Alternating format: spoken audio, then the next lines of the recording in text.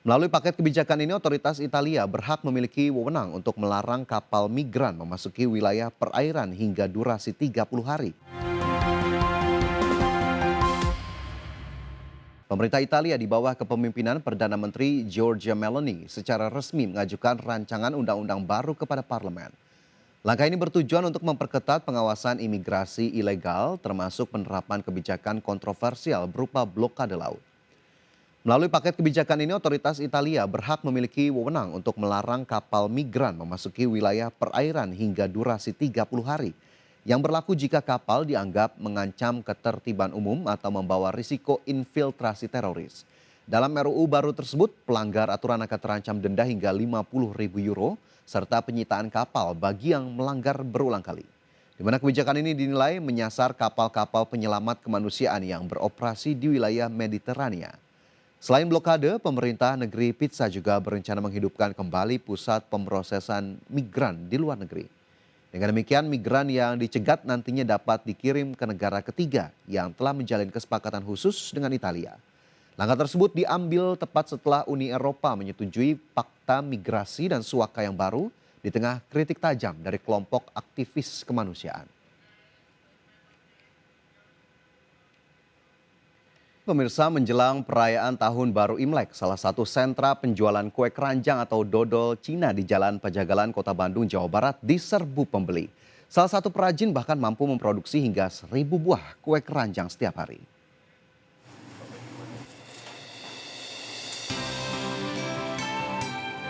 Menjelang perayaan Tahun Baru Imlek, salah satu sentra penjualan kue keranjang atau dodol Cina di Jalan Pejagalan, Kota Bandung, Jawa Barat diserbu pembeli.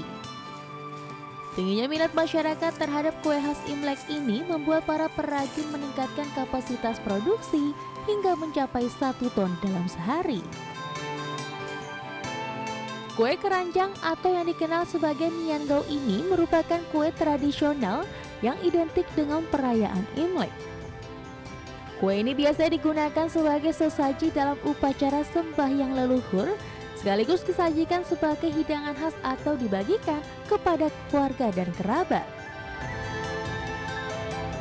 Vincent, salah satu perajin kue keranjang, mengungkapkan dirinya mampu memproduksi hingga 1.000 buah kue keranjang setiap hari. Usaha pembuatan kue keranjang di kawasan tersebut telah berjalan turun-menurun dan masih memiliki pelanggan setia hingga sekarang. Selain varian original, perajin juga menghadirkan rasa jeruk dan pandan untuk menambah pilihan bagi konsumen. Dari ketiga varian tersebut, rasa pandan menjadi primadona karena dianggap lebih segar dan berbeda dari rasa tradisional. Kalau mau mendekati penjualan Imlek sih biasa selalu ada peningkatan ya. Berapa persen itu, Pak? Kalau dari pertama kali sih kita pertama kan biasa kita nggak bikin kan. Tapi kalau ada seminggu sebelum mau Imlek ya biasa lebih banyak sih gitu.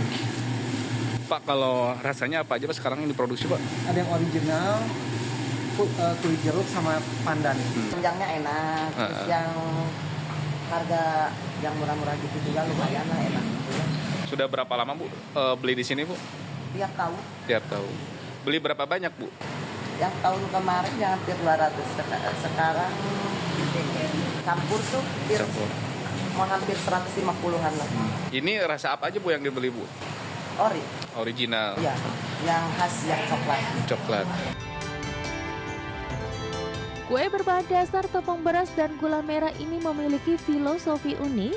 Teksturnya yang lengket dipercaya melambangkan keharmonisan dan keakraban dalam keluarga. Dengan harga yang relatif terjangkau mulai dari Rp25.000 hingga Rp50.000, kue keranjang tetap menjadi salah satu hidangan wajib saat perayaan Imlek. Dari Bandung, Jawa Barat, Ervan Hafid, IDX Channel.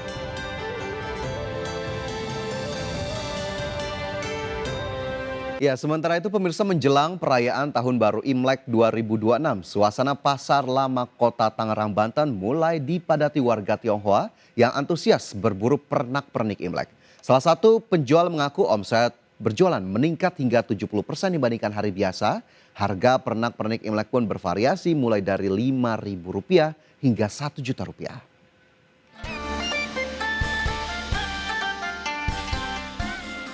Suasana Pasar Lama Kota Tangerang, Banten terlihat semakin ramai menjelang perayaan Tahun Baru Imlek 2026. Deretan lapak penjual pernak-pernik Imlek mulai dipenuhi berbagai dekorasi berwarna merah seperti lampion, ampau, gantungan, hingga tempelan bertema siu. Antusias warga Tionghoa terlihat saat berbagai dekorasi Imlek ini diserbu pembeli. Mereka berburu pernak-pernik untuk menghiasi rumah, tempat usaha, serta dibagikan kepada keluarga. Salah seorang pembeli, Tasya, mengaku tahun ini dirinya mencari dekorasi Imlek yang berkaitan dengan sio kuda. Selain itu dirinya juga membeli lampion hingga ampau untuk dibagikan kepada sanak saudara pada perayaan Imlek nantinya. Hari ini belanja untuk dekorasi Imlek menjelang nanti tahun baru Imlek sih. Dekorasi standar sih yang biasa tiap tahun kita beli kayak lampion, terus angpau, sama dekorasi-dekorasi lain aja. Tahun ini kan karena kan tiap tahun kan beda-beda nih sionya. Tahun ini kan sionya kuda. Jadi biasanya yang dibeli itu yang berkaitan dengan sio kuda gitu. Jadi tambahan dari yang sebelum-sebelumnya aja. Kalau angpau biasa beli ya bangsa 1 pak atau 2 pak sih mas. Angpaunya nanti buat dikasih ke saudara-saudara, ke keponakan-ponakan, ke orang tua, tante, om gitu. Ya doanya sih kita lebih ke minta dikasih kesehatan, terus berkat yang lebih baik lagi, sama supaya lebih sukses dari tahun sebelumnya.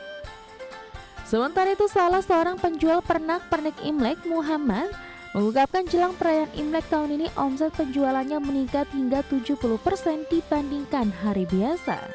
Harga pernak-pernik Imlek sendiri bervariasi mulai dari seharga Rp5.000 hingga harga Rp1.000.000.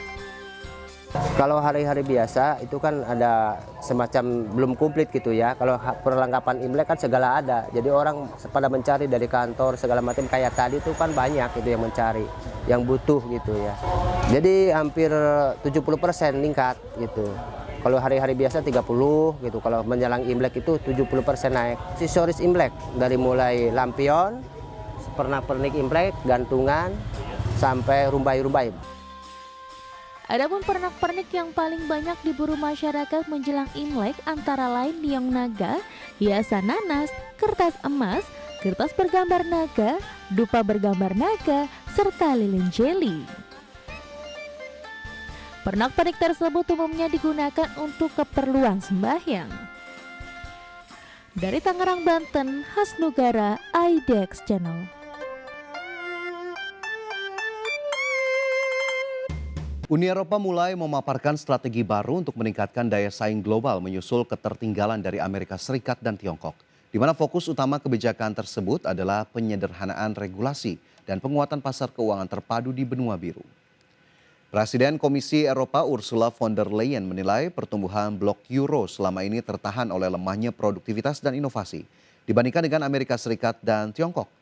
Oleh karena itu, Uni Eropa tengah menyusun regulasi baru yang menetapkan persyaratan dibuat secara lokal bagi barang-barang yang dibeli melalui kontrak pengadaan publik, dengan harapan dapat memperkuat industri domestik Eropa.